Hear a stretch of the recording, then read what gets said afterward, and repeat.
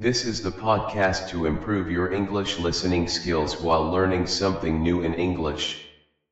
Every episode, we bring you interesting topics in simple and clear English, so you can listen, learn, and grow. So, sit back, relax, and let's get started.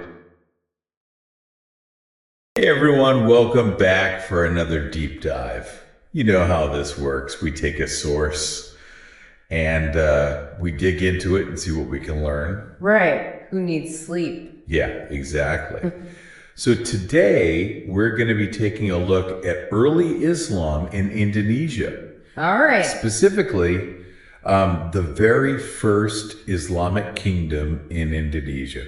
Ooh, first one. Very cool. Yeah, so this is really interesting stuff. Our source for this is going to be Kerajaan Islam Pertama di Indonesia.pdf.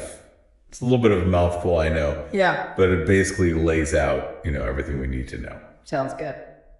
So I guess the real question is, where do we even begin? Well, the kingdom we're looking at is Samudra.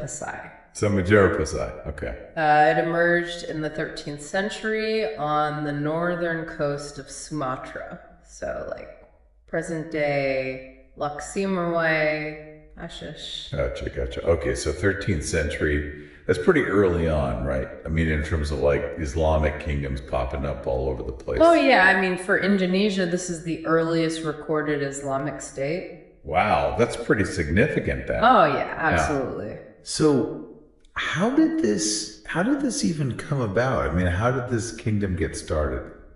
So around 1267 AD, there was this figure, Mara Silu, and he establishes this kingdom.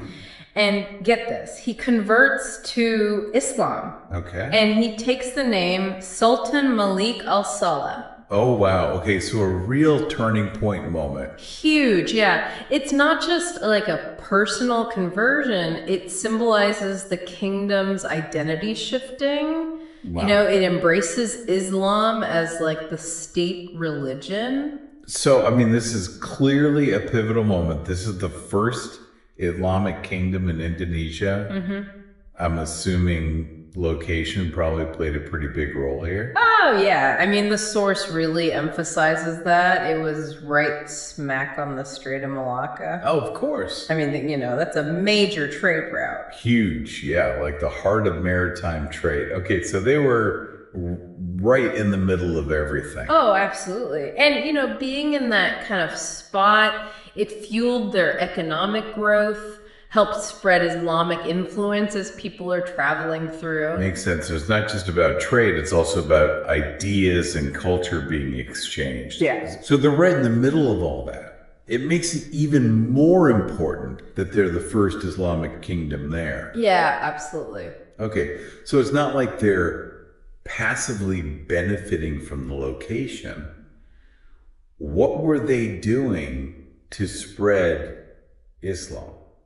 I mean, the source talks about them actually being really active about it, right? Like, they had scholars from all over the place, the Middle East, India. They're all traveling to Samudra. Oh, wow. Okay, so it becomes a center of learning. Yeah, like a hub. And I think it's interesting to think about how that affected them, right? Like all these intellectuals coming in, it must have had an influence on how they governed, their laws, their culture. Yeah, absolutely. It's like this dynamic exchange of ideas shaping the kingdom. Exactly. Okay, so we've got this strategically located kingdom. They're actively promoting Islam. What about the economics of it all? I mean, trade must have been a huge deal. Oh, yeah. I mean, they were a major hub for spices and gold. Spices and gold. Okay, so we're talking high value stuff here. Yeah, the good stuff. And what's really interesting is that they were using the gold dirham as their currency.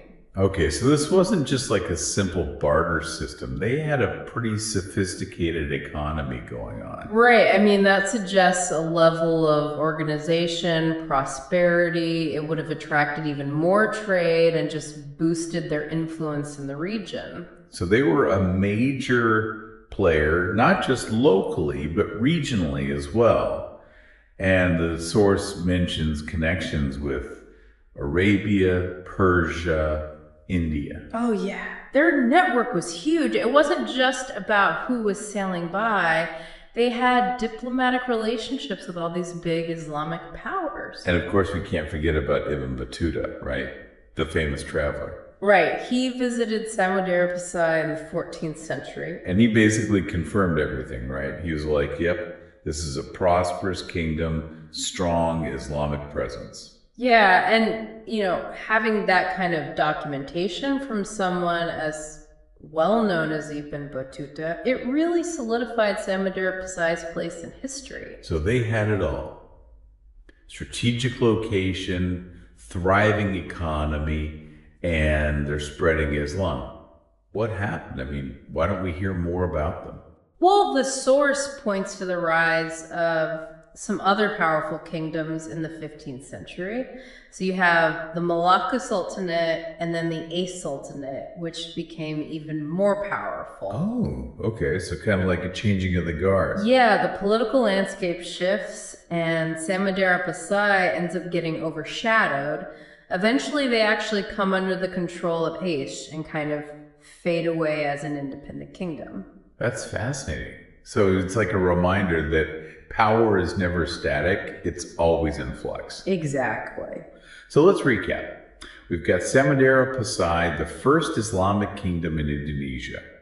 They were in a prime location for trade and spreading Islam. Right. We talked about their booming economy, their connections all over the Islamic world. We even had Ibn Battuta popping in to check things out. And then ultimately, the rise of these other kingdoms led to their decline. Yeah, and I think it's important to remember that even though they disappeared as a political entity, they had this huge influence. I mean, they were the first to embrace Islam, and that had a lasting impact on Indonesian culture and religion. It's a legacy that continues to this day. And it really makes you think, about how connected the world was even back then.